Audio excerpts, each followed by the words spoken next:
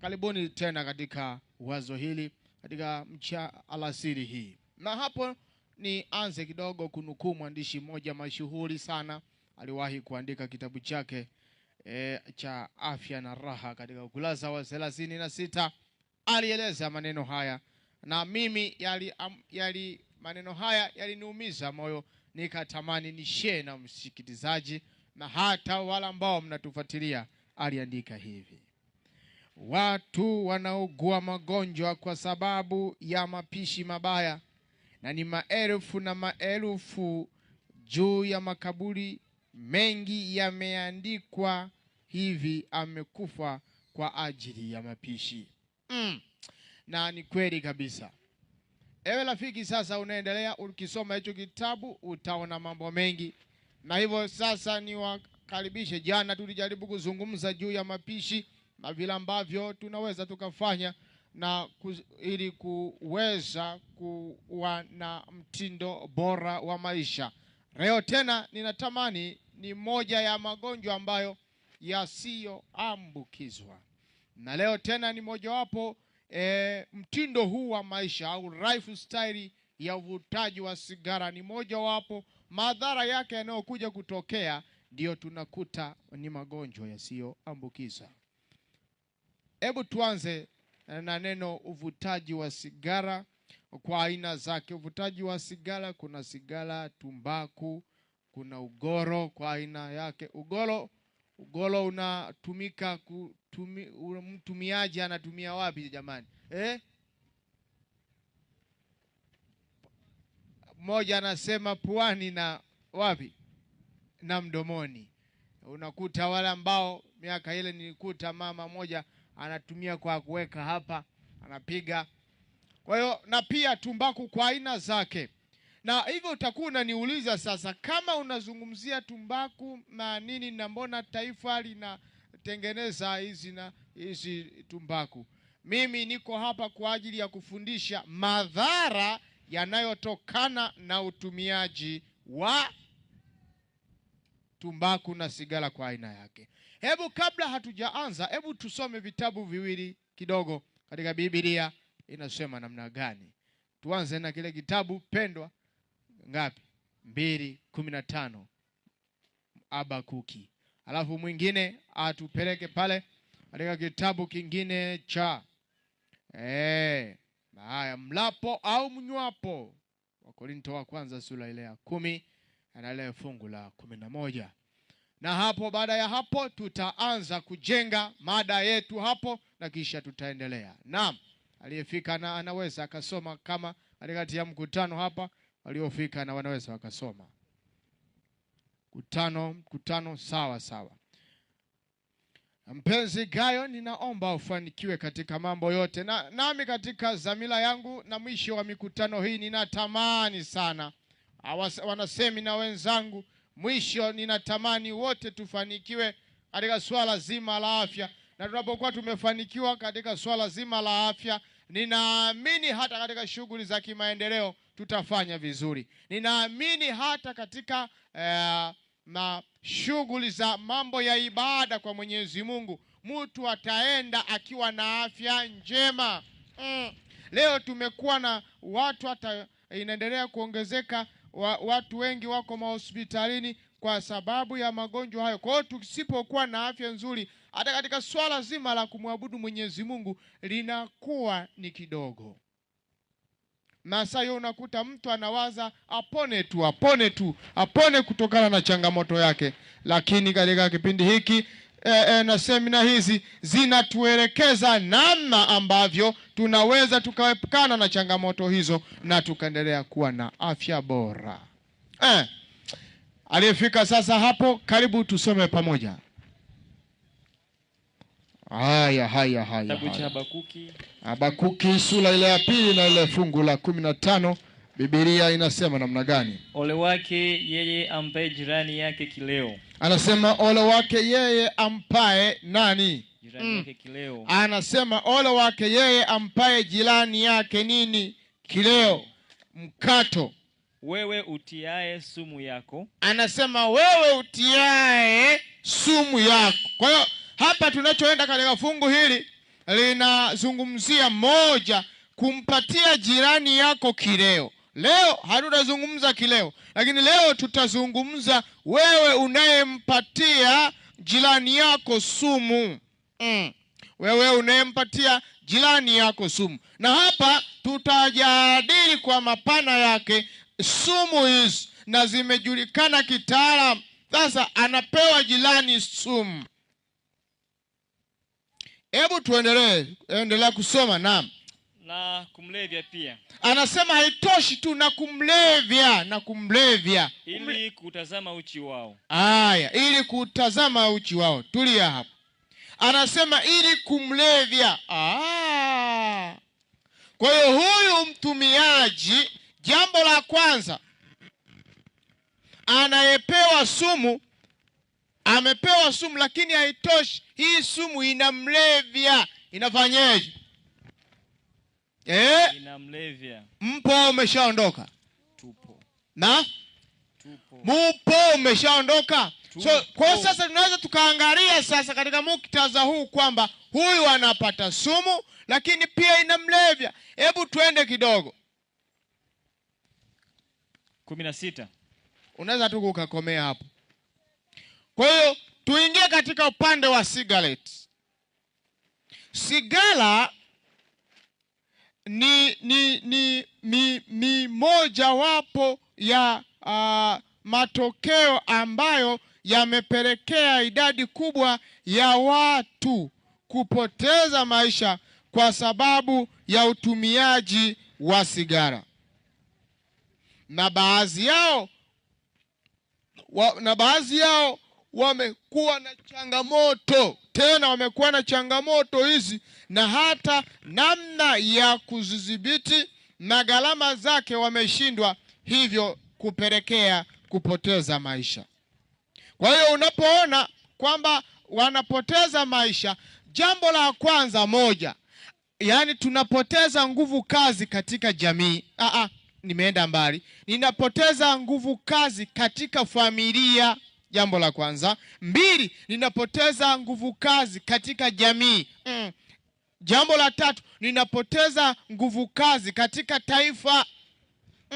Haiendi mbali, ninapoteza nguvu kazi katika kama ni Wakristo, maana yake unapoteza nguvu yako kazi katika msikiti. Kwa katika maeneo hayo mawili, matokeo yake yanapokuwa yanatokea, kwa tunapoteza maeneo mbalimbali yanakuwa yameathirika.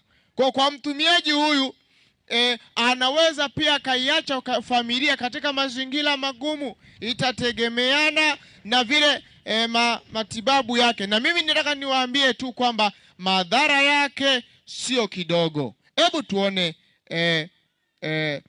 hapa kwenye sigara kuna nini? Katika sigara humo kuna kitu kuna sumu moja inaitwa nikotini, na hiyo inaenda kwa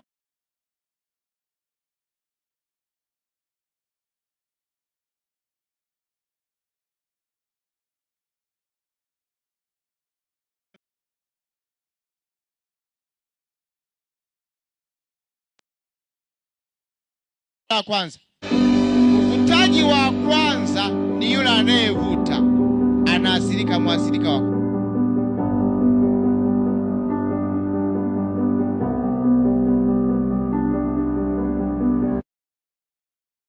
Moshi.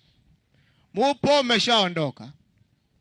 Yule rafiki yule akavuta ule moshi, alipovuta ukapitia wapi? Puani, mdomoni? Mimi sijui vizuri, na hata wewe huenda unajua. Sasa ule moshi unapokuwa unatoka na huo moshi upo kwa ajili pia nao uko na unaathiri pakubwa. Tafiti zimefanyika zikabainisha kuwa anayevuta anaathirika kwa sehemu, wote wanaathirika, lakini wanatofautiana viwango. Kwamba mimi nikija nikavuta hapa, ndio mimi nitaathirika, lakini wewe moshi unaokuja kupata wewe unaathirika zaidi yake. Kwa hiyo waathirika, mtu anapovuta sigara, waathirika wa kwanza ni yule ambaye anavuta, na mwathirika wa pili wale wanaoupokea ule moshi nao ni waathirika wengine. Sasa utatuuliza, sasa sisi tulio na watu ambao wanavuta sigara na tunaishi nao unawashaurije? Hapo mimi ninataka kukushauri, kama utakubaliana wote muathirike katika hilo ni sawa. Lakini pia kama mnaweza mkukubaliana kwamba ukitaka kuvuta uende mahali fulani ambako hapana uwepo wa watu ukavuta ni sawa. Lakini mimi niko hapa kwa ajili ya kukwambia ni vizuri ukaacha kutumia sigara. Na utaniuliza, ninatamani pia kuacha kutumia hii sigara, lakini tu hamu ya kutumia sigara inakuja, nifanyeje?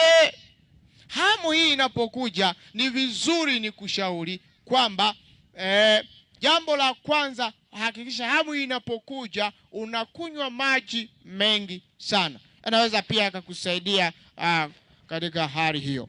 Uvutaji wa sigara sio tu hatari kwa ajili ya afya yako, inawezekana kuwa hatari hata kwa watazamii, yani wale ambao upo karibu nao pia wanaweza pia wakaathirika. Takwimu zimekuwa zikitoka kuwa katika wale wote ambao wanatumia katika sigara, hapa katika sumu moja hii ya tobacco, nikotini kunakuwa na monoxide carbon. Kwa hii ni sumu mbili zinazokuwa katika moshi huo wa tumbaku, na kuwa ni adui. Na hii nikotini husababisha ateri ndogo kusinyaa, na zikishasinyaa, zikifanya hivyo viungo vya mwili, kwa hiyo kuna sababu pia ya mtu kupata changamoto ya moyo, ubongo, mapafu na maeneo mengine kukosa oksijeni. Unaona sasa? Kwa hiyo unajikuta kwamba katika maeneo hayo niliyoyataja, oksijeni au usafirishwaji wa oksijeni vinakuwa ni mdogo, na hivyo unaendelea kuwa mhanga mkubwa katika uvutaji. Sasa basi, madhara yake ni yapi sasa kwa mvutaji huyu wa sigara?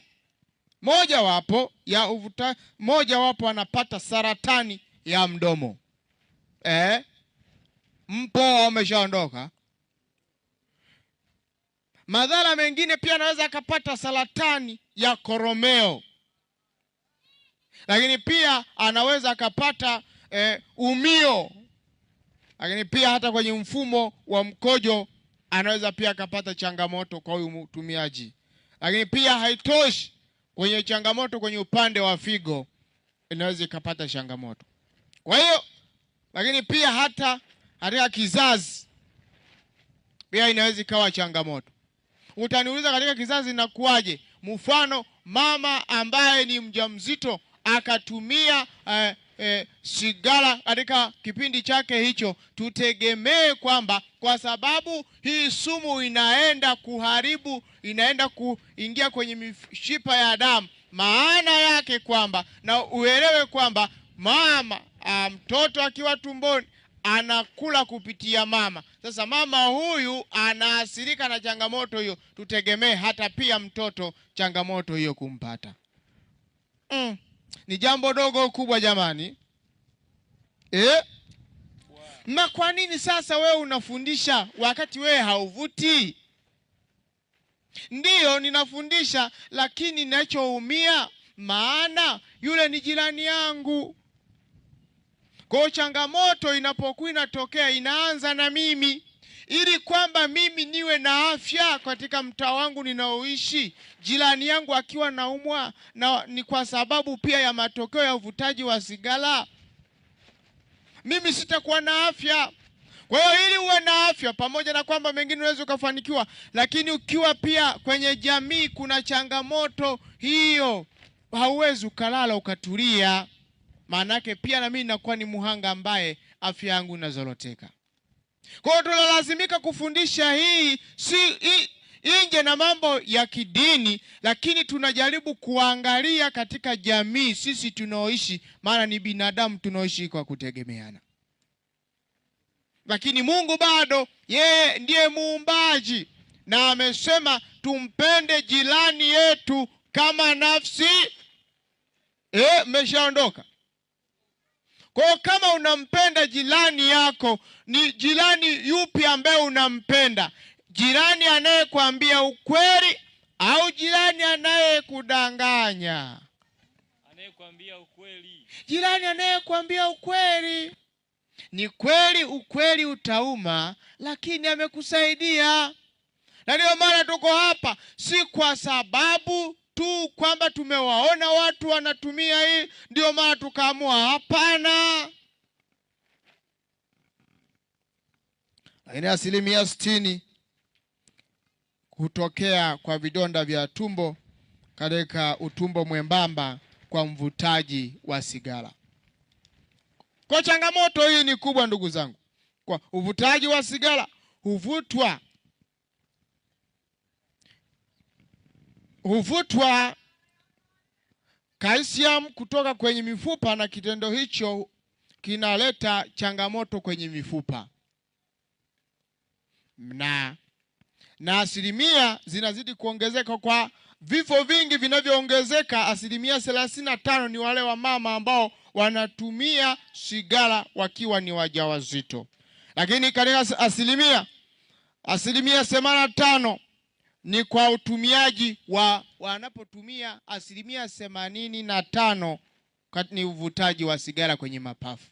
Unaweza kaona sasa 85% iko juu kwa sababu, mimi niwaambie kitu kimoja kidogo tu tafadhali.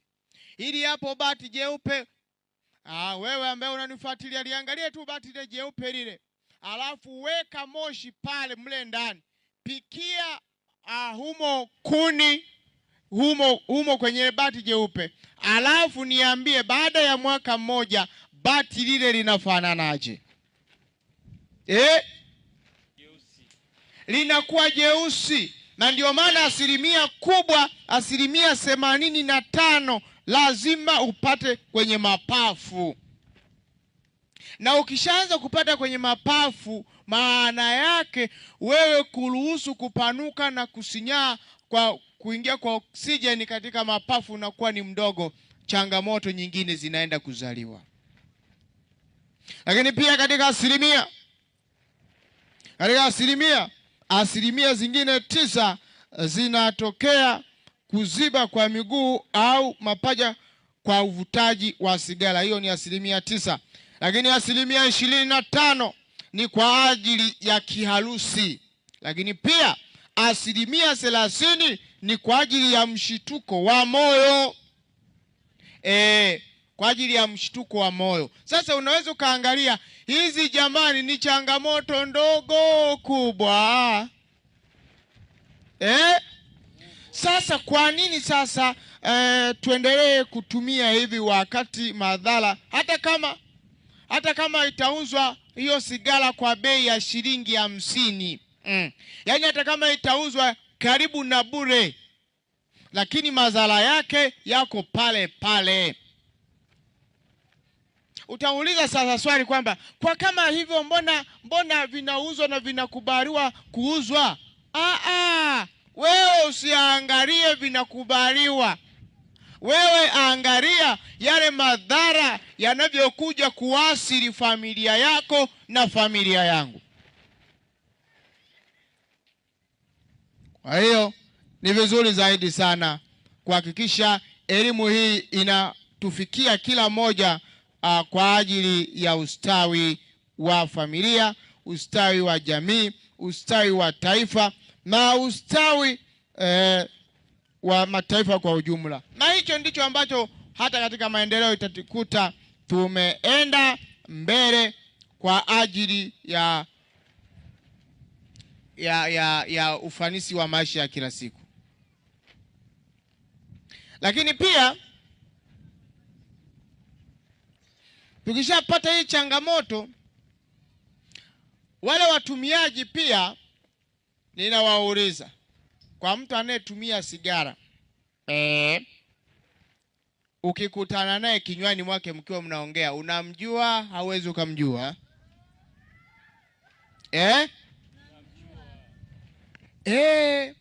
Ndio maana kunakuwa na koo, kwenye koo hapo lazima apate changamoto. Kwa hiyo ndugu zangu, na wewe ambaye unaendelea kunifuatilia, kabisa kwamba bado Mungu wetu anatupenda, na kwa sababu hiyo sisi tumeumbwa kwa mfano wa Mungu.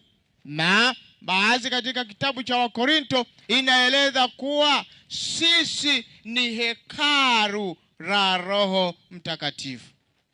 Kwa hiyo hatuna sababu ndugu zangu wa kuliharibu. Sasa unanisaidiaje sasa mimi ambaye ninatumia na tayari nimeshapata madhara?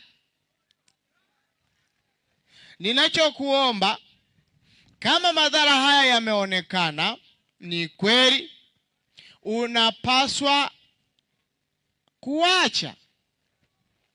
Pamoja na kwamba madhara yapo na yataendelea kukusumbua, ni kweli unashauriwa kuacha, lakini pia ni vizuri ukawa balozi kwa wengine.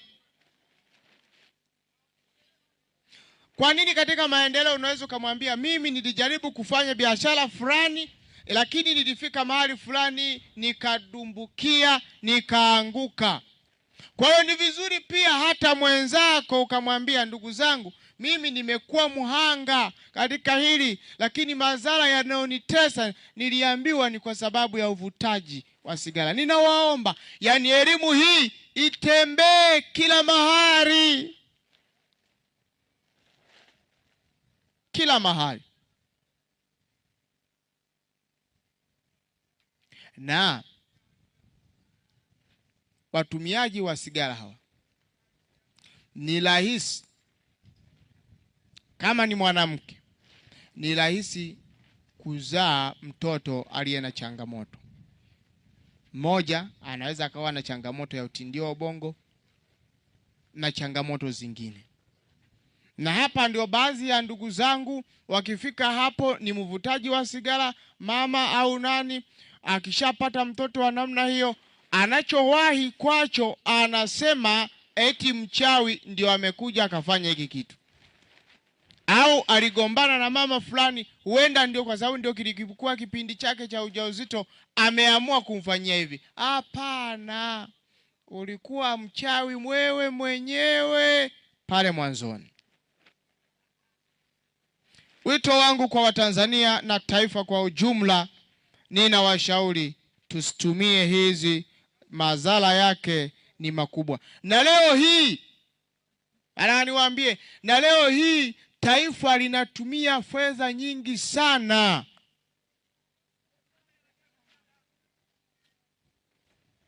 Na unajua ni kwa nini?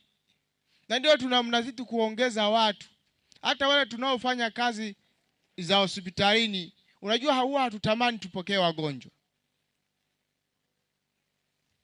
ila tunapokea wagonjwa kwa sababu wahanga wanazidi kuongezeka. Lakini kama hii elimu itaendelea kutolewa mara kwa mara, maana yake kuna uwezo wa kutokomeza haya magonjwa ikiwa tutafuata kanuni na taratibu za afya. Na mimi nataka niwaambie, kuna magonjwa kabisa ambayo nchi zilizo ambazo hakuna hizi hali, magonjwa hayo hayapo, na wala hautaona kwenye mpango kazi katika ufanisi wa taifa, hautaona wanaweka mpango kazi kwa ajili ya changamoto hizi, kwa sababu unakuta hakuna hiyo. Wakati sisi tuna changamoto ya malaria, kuna baadhi ya mataifa hata malaria hawajui inafananaje. Kwa hiyo ndivyo hivyo, hasa kwenye nchi ambazo zinaendelea kwa sasa, zinakuja kwa kasi katika hizi lifestyle, yani mtindo wa maisha, zinazidi kuathirika sana. Lakini katika nchi ambazo zinaendelea zenyewe, hata matibabu yake zina uwezo wa kuwahudumia wagonjwa wao. Na mimi na niwaambie, matibabu tu, hata ukipatikana ukaambiwa matibabu yake ni ya mionzi, yani matibabu yake ni mionzi, wala haihitaji dawa, utaweza kugharamia? Ikiwa tu kiwango cha kutumia wewe chakula kwako na kwangu kinakuwa changamoto, je, changamoto ukaambiwa matibabu yake ni kwa ajili ya mionzi, utaweza? Nitaweza? Hatutaweza. Na laiti kama tungeliweza, tungelikuwa na uchumi unaofanana, lakini bado changamoto zingeendelea kuwepo. Ndugu zangu, ninaendelea kuwasihi katika hilo tulizingatie, na Mwenyezi Mungu atatujalia sana, na tutakuwa na maisha mazuri ambayo yamejawa neema tele. Kwa sababu, lakini pia hakuna faida yoyote katika uvutaji wa sigara. Ieleweke hivyo. Japo kuwa kuna wengine wanasema mimi nikivuta sigara ninaweza nikarima maeneo paka huko. Kwa hiyo yani bila kuvuta sigara mimi sijisikii vizuri. Ni kweli umekuwa addicted na sigara, lakini hakuna faida yoyote ambayo unayoipata. Ila madhara ndiyo mengi kwako na kwangu. Jamani mupo? Mpo? Haya basi, anasema wasiotumia tumbaku wanashauri kutojaribu hata kidogo. Yaani kama upo hapa katikati yangu na haujawahi kutia kabisa sigara, yaani hata kama aje mtu akushauri namna gani, usijaribu. Yaani usijaribu. Atakwambia bwana unaweza ukatumia tu utaacha. Mbona mimi nilitumiaga baadaye nikaacha. Usijaribu kabisa. Lakini ni vigumu kuacha. Yaani ukishagusa tu hivi ukaanza, ni vigumu mno kuacha. Na ndio maana wale ambao tumewaokoa kwa kuacha kutumia sigara sio wengi, ni wachache mno.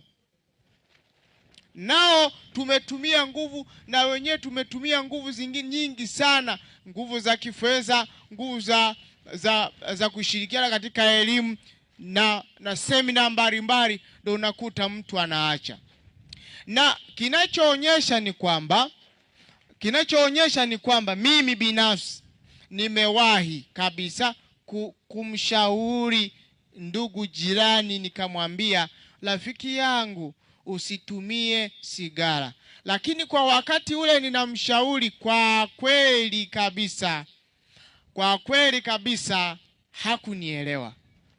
Lakini kwa sababu wanasema Mungu si mwanadamu, akanikuta hospitalini na changamoto ishampata tayari.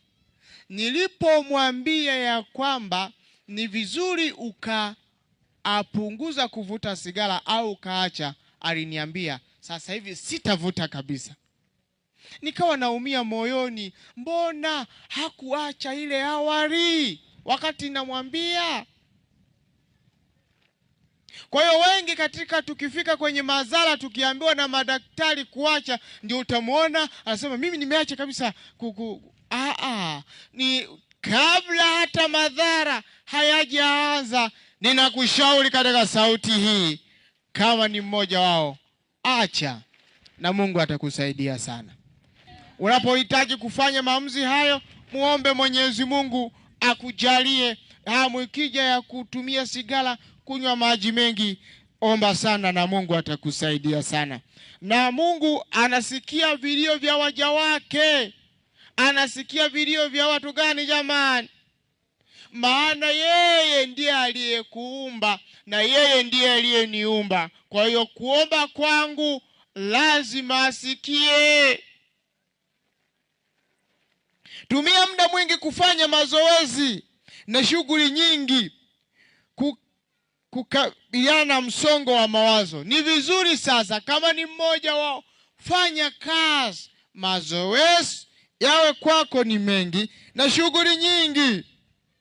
Watumiaji wanaweza kupata msaada wa kuacha kwa kutumia tu wataalamu wa afya na ni vizuri kulinda afya ya wasiovuta sigara na watoto kwa kutovuta sigara ndani ya nyumba na kuepuka sigara.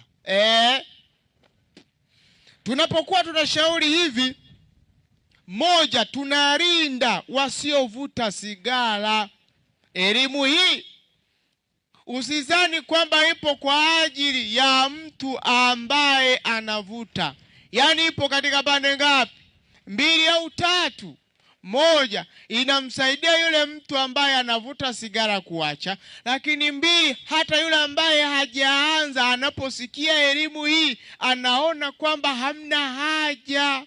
Na mimi ninataka niwaulize swali, wale ambao wametumia sigara kwa muda mrefu wamepata faida gani?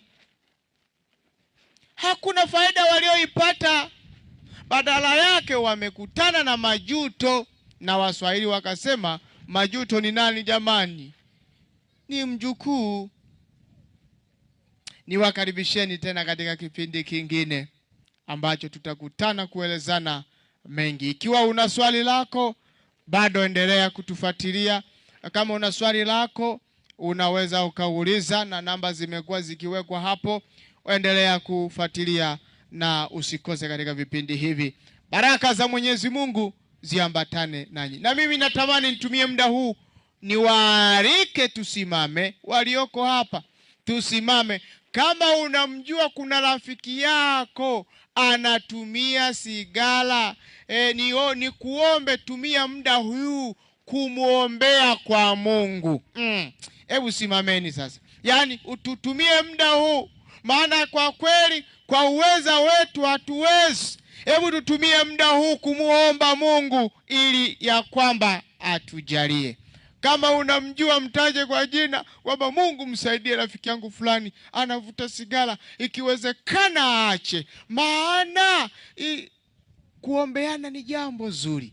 Wakati mimi nipo naomba, na wewe rafiki unaendelea kutufuatilia, omba kwa ajili ya rafiki anayetumia. Lakini hata pia wewe unayetumia sigara, omba, muombe Mwenyezi Mungu akusaidie uache sigara.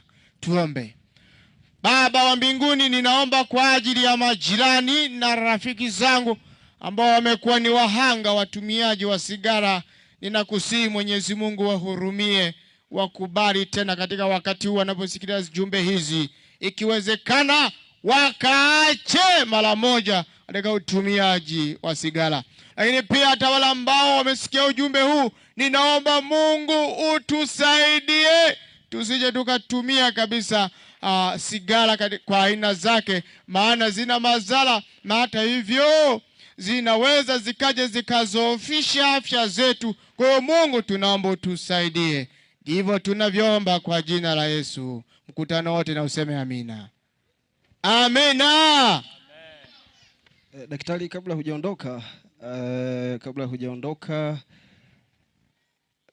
kuna swali moja nilipata mahali fulani kuhusiana na ulivyozungumzia swala la mtu anayekaa karibu na mvuta sigara, yeye ndo anaathirika zaidi anayevuta sigara. Hii inakuwaje na ni kwa nini inakuwa hivyo? Pengine utalijibu sasa hivi au pengine kesho unaweza kulijibu. Asante kwa swali zuri. Wewe unayefuatilia, tukutane katika wakati mwingine, tutaanza na hilo, na baraka za Bwana ziambate nawe. Asante sana. Mungu awabariki ambao umeendelea kutufuatilia, na asante kwa swali.